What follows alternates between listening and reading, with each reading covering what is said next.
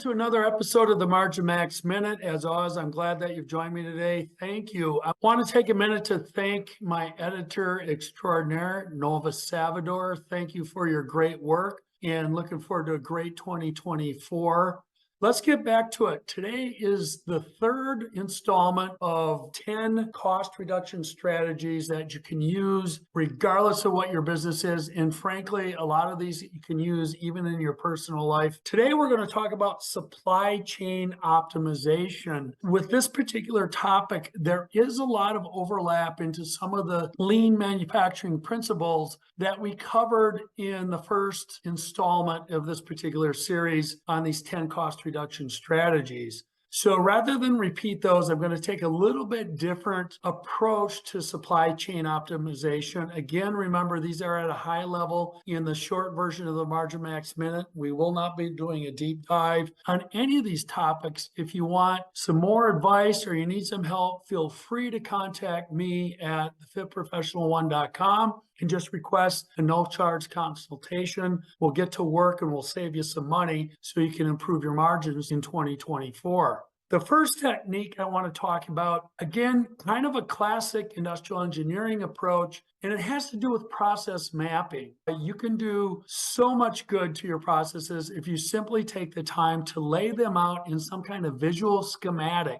You can look up flow charting, you can look up process mapping, you can look up facilities layout. There's all kinds of different approaches to this. One that's very simple and cost effective is to simply get your employees, or you if you're a sole proprietor, taking some time to create a training module that doubles as your procedures. I'm going to have a lot more on this in future versions of the Fit Professional One media offerings with regard to discretionary time management and optimizing employee work. What we want to do is we can use simply something like PowerPoint and start to describe what one particular process does. You want to do this by breaking it down into manageable parts. And the tip is more parts is better than fewer. It might not seem that way. You might think, oh my God, that means I have to do another procedure. But what you want to do is really compartmentalize these because it facilitates improvement, it facilitates delegation, it facilitates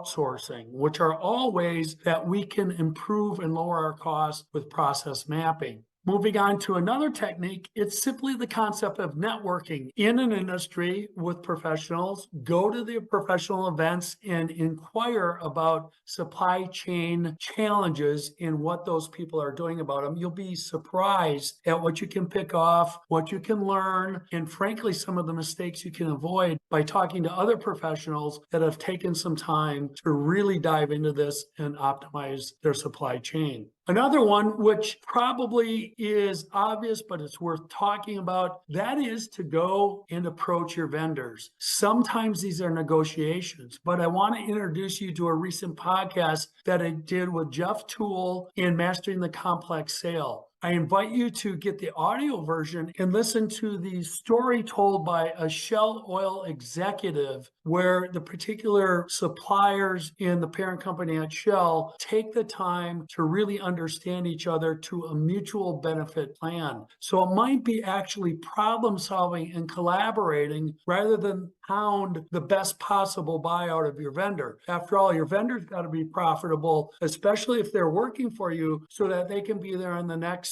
business cycle, the next business period, to offer, again, the products and services that help you ultimately take care of your client. So the idea of negotiation might be replaced with the idea of diagnostic problem solving to figure out how both companies benefit. And I tell you what, one thing that you typically can knock out of that is sales cost. If you can set up a longer term contract with some of your vendors and just be able to count on seamlessly communicating needs back and forth, you're going to gain so many different efficiencies, and the vendor is going to gain a more durable customer, which has great value that is going to help you both move forward into a profitable 2024. And the last one I want to talk about today is the concept of an automation plan. We're hearing so much about artificial intelligence. Some of us are diving into that and learning about machine learning. Well, I'm here to tell you, if you really pay attention, what you want to do is think about automation first. Automation might take different forms. It doesn't mean you need artificial intelligence out of the box. It might be simply getting some computer programmers in to facilitate various forms or procedures or communications in ways that can take place in your company. There are a plethora of vendors out there dying to sell you enterprise systems that will cover everything from your general ledger to your manufacturing process, report measures, and all that kind of thing. This can help internal processes set up to streamline better with vendors too. Some of the advice in your automation plan is to go ahead and approach your vendors first and consider how you should change your automation plan going forward to facilitate good relationships with your vendors to get the gains in terms of longer term deals that you might be able to do with those particular people and organizations. Okay, well, I hope this has helped. So the next time we're going to get into the fourth tip in cost reduction strategies, process automation. So I look forward to talking to you again next week. Until then, it's time to get to work.